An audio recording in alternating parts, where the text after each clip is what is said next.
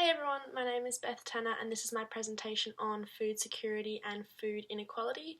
The first thing that comes to mind when discussing food security and inequality is that food is a commodity that a lot of us take for granted. Each individual availability is subject to a number of variables, and these include climate, geography, government regulations, market forces, war, peace, and treaty, and so on.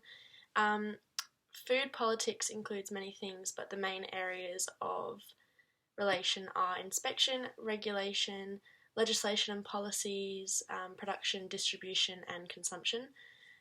Inequalities of power have a large effect on who has access to food and those who don't have that privilege.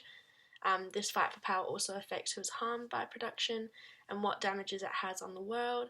It also includes who controls the way food is produced and how these all vary country to country. However, they still have a massive impact negatively and positively on the rest of the world. Culture plays a massive part in politics side of food security as different countries view food differently. Other areas include ethical, medical, environmental disputes. They often occur when discussing how food is produced from farming and agriculture and through the use of different methods and regulations. Food inequality comes down to moral, philosophical, ethical, political concepts that have been widely discussed in the past that shape the understanding of what us human beings are and how we relate to each other.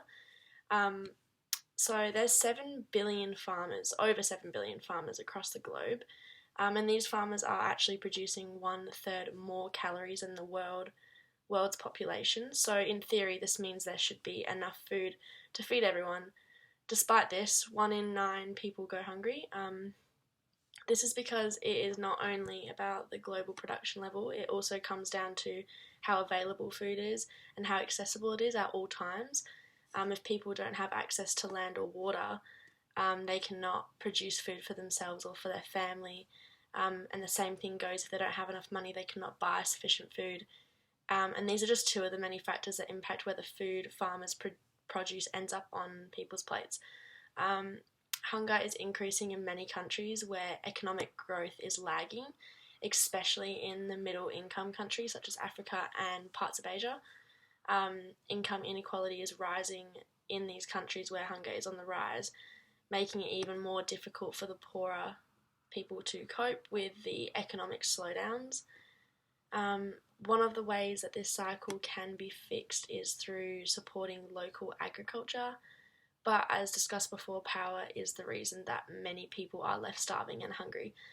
Supporting the idea that governments need to make land and the countryside more appealing will make sure that many people stay in their countries where they're born or native to, and find ways to grow and produce food themselves. Without this, many of these people will just believe that fleeing the country is their only way that they can survive and get access to water and food and nutrients that they're missing in their limited diet. A lot of these countries who are actually getting some food often have the same food which is low in nutrients, so therefore that will still cause problems down the track. Taking a look into food inequalities in our current time show us that we are facing a global fight to address one of the biggest challenges of our time. Last year, 690 million people were chronically hungry, causing massive outbreaks in this crisis. So chronic hunger is up by 10 million people per year, and this is making a massive impact on the goal that we have to eradicate hunger by 2030. That date has been given by lots of different organisations. That's the goal. Overcoming this is just one part of the bigger problem. 2 billion people across the globe do not have access to safe, nutritious or sufficient food. This is also caused by the massive increase in obesity across the globe, and now approximately 13% of the world's adult population are obese. Many people across the globe are suffering from hunger, food insecurity and malnutrition due to their lack of accessibility to afford a healthy diet and a balanced diet. These patterns are negatively affecting our health costs and the environment.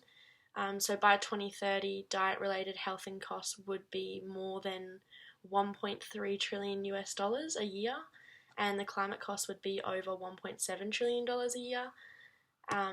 Currently, we are in a worldwide pandemic, which is negatively impacting the situation of world hunger and food politics and food inequality. And it is making the situation worse for food hunger and accessibility to food. And to create a world free from hunger, countries must transform the food system and increase the affordability and availability for all access to a healthy diet. And shifting the healthy diets can reduce health costs by 97% a year and climate costs by up to 74%. So there's a few things that we can do. Personally, we can influence the public policy to support poor people. We can contribute financially to reduce hunger and poverty, and we can work directly with the poorer. Globally, we need to create sustainable food, access to credit or education, urban farming, and social change and government intervention. That is all for today. Thank you for listening.